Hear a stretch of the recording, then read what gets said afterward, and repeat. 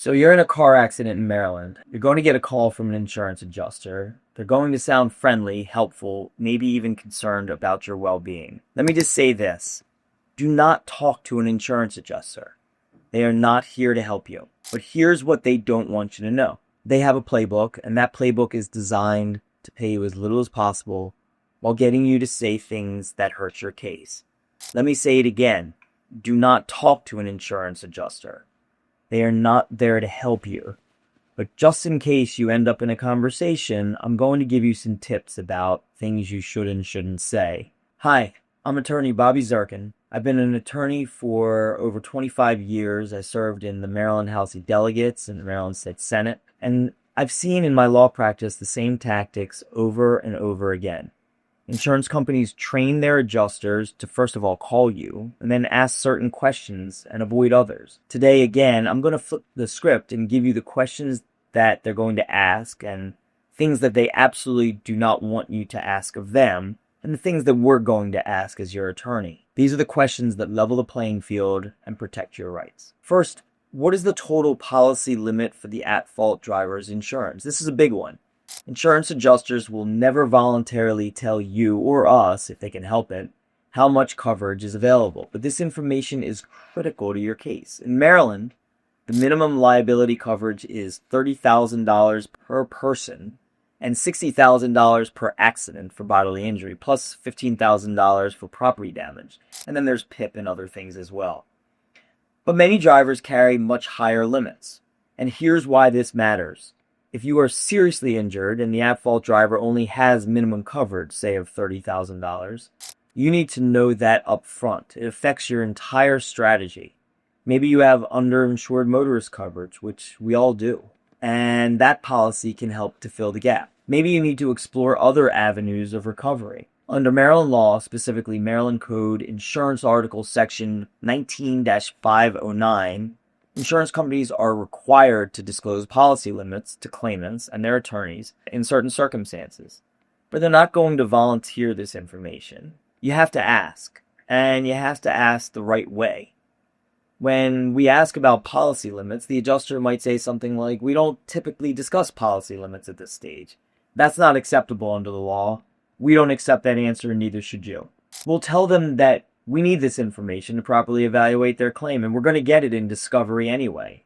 If they still refuse, that's a red flag that you absolutely should not be speaking to this insurance adjuster, and you need legal representation. Number 2, are there any other insurance policies that might apply to this accident? Now, the adjuster may not know that. Insurance coverage can be layered, and adjusters do know that.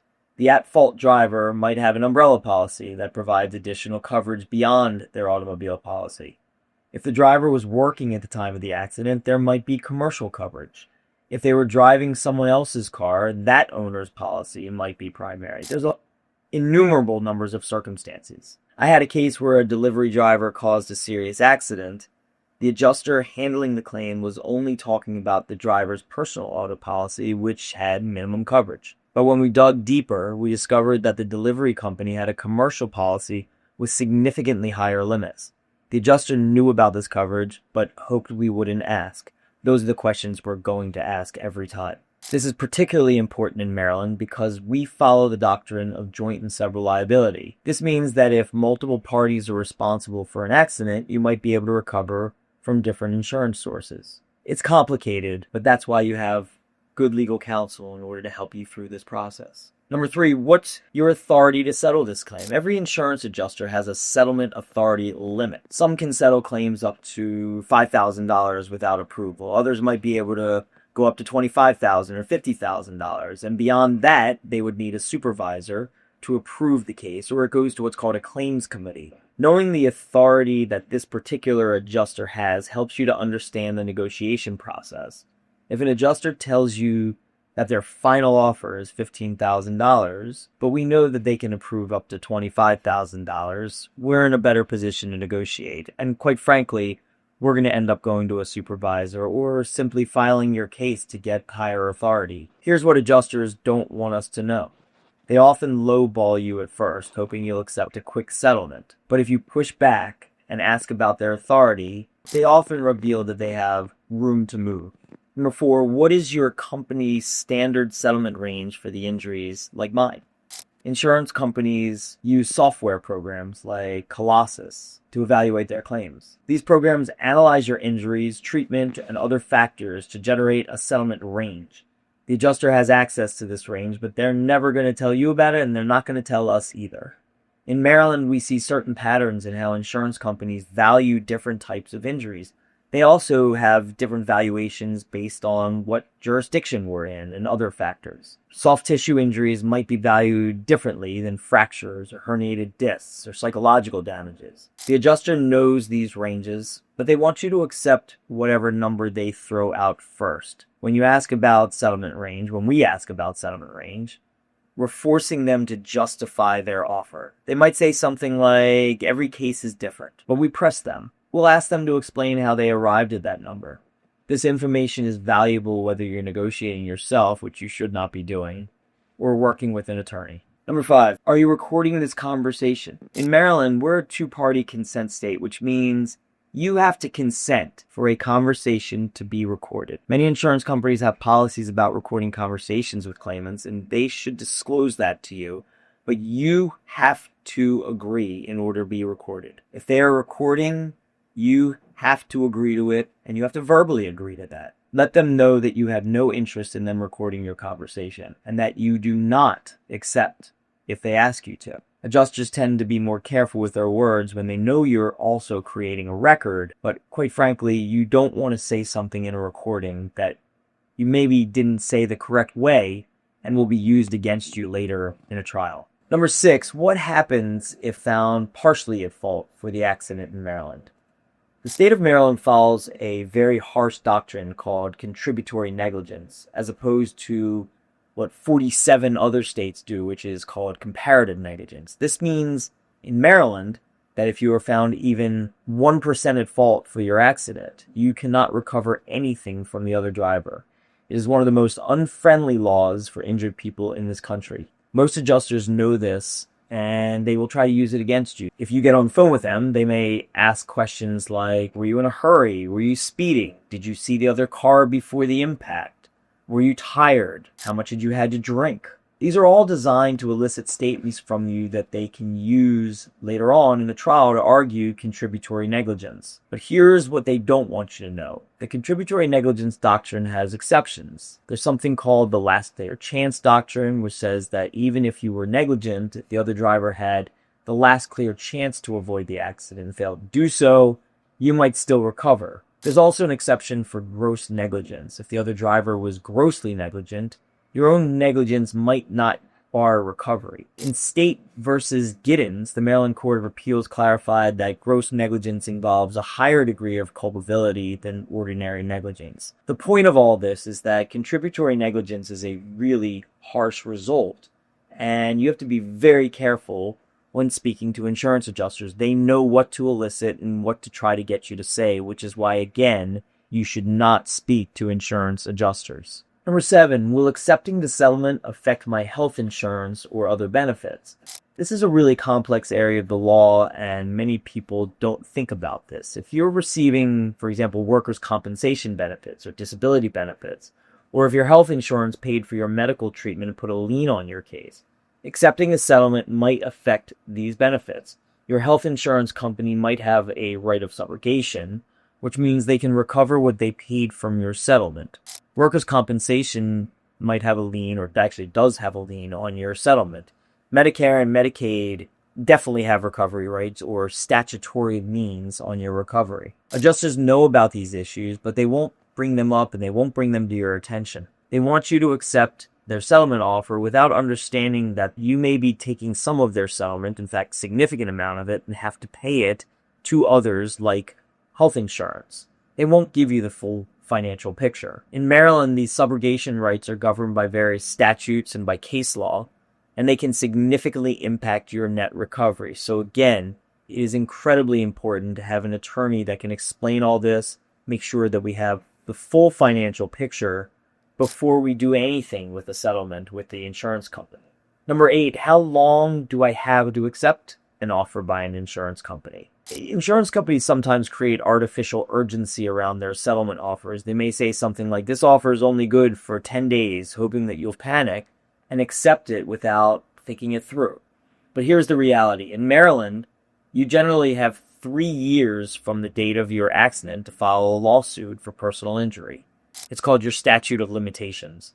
That's your real deadline. The insurance company's artificial deadline is just a negotiating tactic on their behalf. Maryland Courts and Judicial Proceedings Code Section 5-101 sets out the 3-year statute of limitations for personal injury claims. This is your protection against rush tactics. Don't let an adjuster pressure you into accepting a lowball offer because of their artificial deadlines. But do understand the 3-year statute of limitations is not for every tort and not for every individual. For example, a minor has 3 years past their 18th birthday to file a lawsuit. And other torts such as defamation of character and others have different statutes of limitations. But for an automobile accident, you generally have 3 years from the date of the accident to file a lawsuit. Beyond that, you will not be able to file that suit. It's important to understand these statutes of limitations. Number 9, attorneys will ask, what medical records and bills has the insurance company reviewed? Insurance companies are entitled to review your medical records related to the accident, but they should be transparent about what they've seen. Sometimes adjusters will make statements about your injuries or treatment that do not match up what's actually in your records. By asking questions about what they've seen, about what they have access to, you're holding them accountable. If they say your injury is minor, but they haven't reviewed your MRI results, for example, that's important information.